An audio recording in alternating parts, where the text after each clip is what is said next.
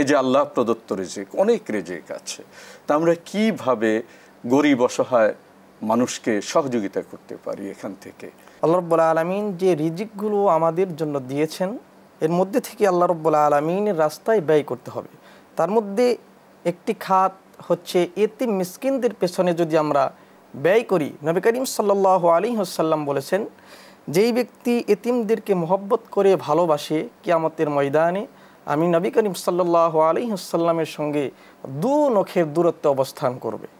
এরপরে সে রিজিক থেকে যদি আমরা বিধবাদের পেছনে ব্যয় করে থাকি, সমাজে দেখা যায় অনেক নারী বিধবা হয়ে যায়, স্বামী মারা গেলেই বিধবা হয়ে যায়।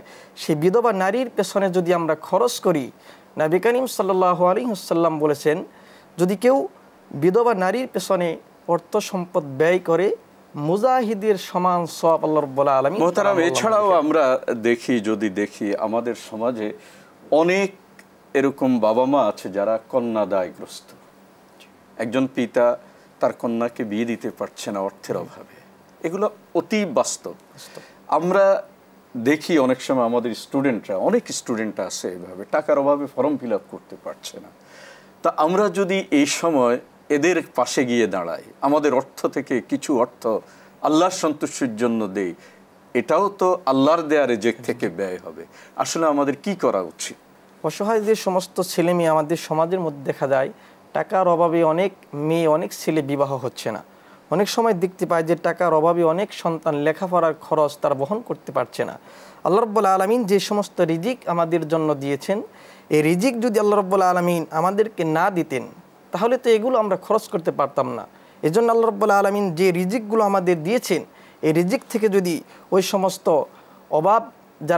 অভাবী যারা ছেলে মেয়ে রয়েছে, লেখাপড়া করতে পারছে না, যাদেরকে বিবাহ দিতে পারছে না, তাদেরকে যদি আমরা সাহায্য সহযোগিতা করতে পারি, আল্লাহ রাব্বুল আলামিন খুশি হয়ে যাবেন।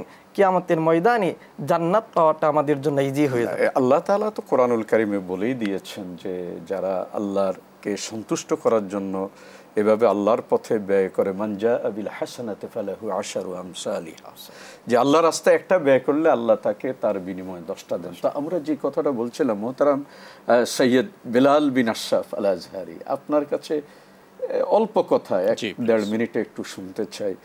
এই সকল যারা শিক্ষিত জ্ঞান আহরণ করছে, তাদের পাশে তো আমাদের দাঁড়ানো উচিত, রাইট? এবং অভাবী যে সকল পরিবারগুলো আছে, এই যে সন্তানরা মেধাবী কিন্তু টাকার অভাবে পড়তে পারছে না, কি করা উচিত আমাদের? দুনিয়ার জীবনটা আসলে আল্লাহ পাক সকলের রিজিকের দায়িত্ব আল্লাহ পাক কিন্তু নিয়েছে। যেমনটা আল্লাহ পাক কোরআনে কারীমে বলেছেন, জামা মিন দাব্বাতিন ফিল আরদি ইল্লা আলাল্লাহি রিজকুহা। এই পৃথিবীতে আল্লাহ পাক যা কিছুই সৃষ্টি করেছে, রিজিকের দায়িত্ব হচ্ছে আল্লাহ পাক, এবং রিজিক কখন কোন জায়গা থেকে কিভাবে আসবে সেটা আল্লাহ পাকই ভালো জানে। নবী সাল্লাল্লাহু আলাইহি ওয়াসাল্লাম বলেছে, আমরা অনেক সময় রিজিক নিয়ে চিন্তা করি যে আমরা কি খাবো বা কি খেতে পারি, কালকে কি হবে, কি খেতে পারি। নবীজি বলেছে, তুমি আজকে কোথায় থাকবে এবং আজকে তুমি কি খাবে, এতটুকুন যদি তোমার জন্য যথেষ্ট থাকে, তাহলে তুমি আজকে পৃথিবীর সবথেকে সুখী মানুষ।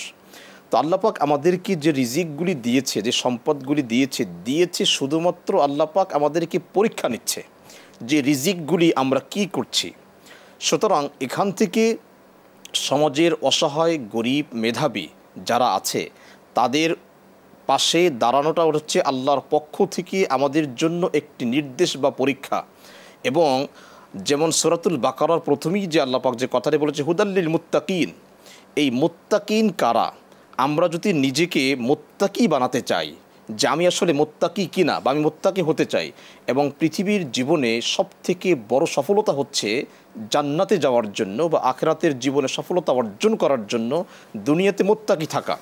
রমাদান মাস যে চলছে, এই রমাদান মাসেও আল্লাহ পাক যে কোরআনকে নাজিল করেছে, কোরআন নাজিল করার কারণটা কি সেটাও আল্লাহ বলেছে, আল্লাকুম তাত্তাকুন।